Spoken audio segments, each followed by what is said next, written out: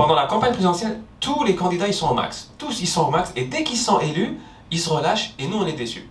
Moi j'aimerais qu'on fasse autrement, j'aimerais qu'on puisse élire 10 présidents en même temps et chaque mois on élimine un.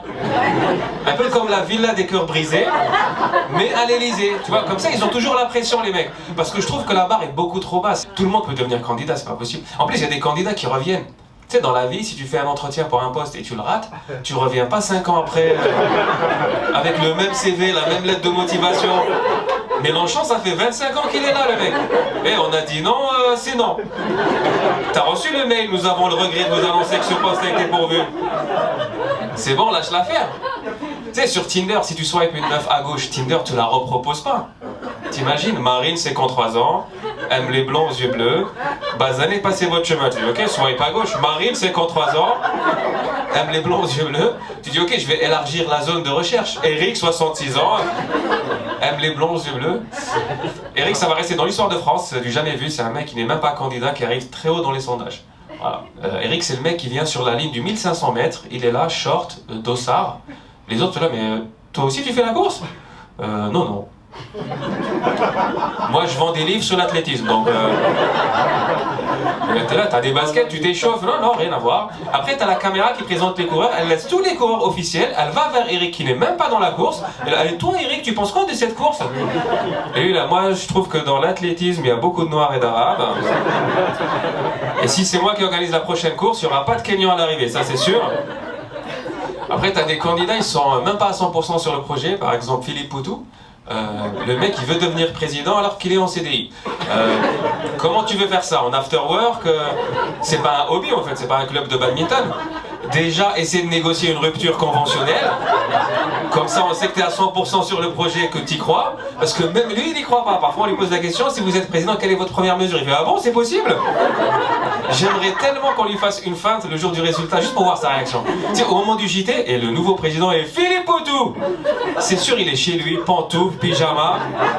Et là, mais j'ai plus de RTT, moi. Demain, j'ai chantier à 8h, on fait comment?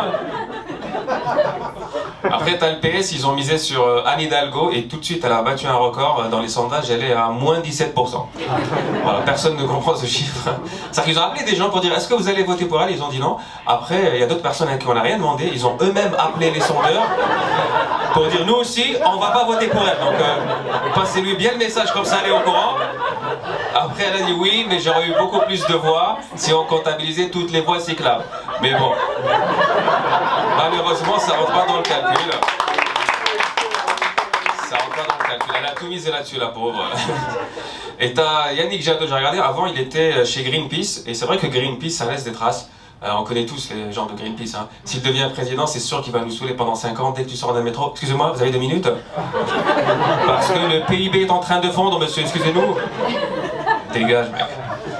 Et dans tout ça, t'as Manu qui veut se représenter pour 2022. Mais genre, mais qu'est-ce que t'as kiffé dans cette présidence? Est-ce que t'étais là ou t'étais pas là? Tu sais, genre, normalement, quand t'es président, t'as des avantages. Au moins, lui, il devient président, il n'y a rien. Il n'y a pas le 14 juillet, il n'y a pas la Coupe de France. C'est nul. Tu sais, c'est comme ceux qui sont nés au mois d'août, c'est leur anniversaire, mais il n'y a personne autour avec qui partager deux moments. Ils sont là, seul tout avec le gâteau. Le seul truc kiffant pour lequel je me dis peut-être pour ça, il veut se représenter. C'est vrai que pendant les mesures, il voulait montrer son autorité, il s'est fait un kiff. Voilà, chaque 2 semaines, il était là, bon, à partir du 25 octobre, personne ne sort après 19h, allez, je vais dire 19h. 19h, ça j'aime bien. Et tout doit fermer, sauf les supermarchés, Bricorama, et les coiffeurs de Bordeaux, parce que je vais être dans le coin, donc ça m'arrange.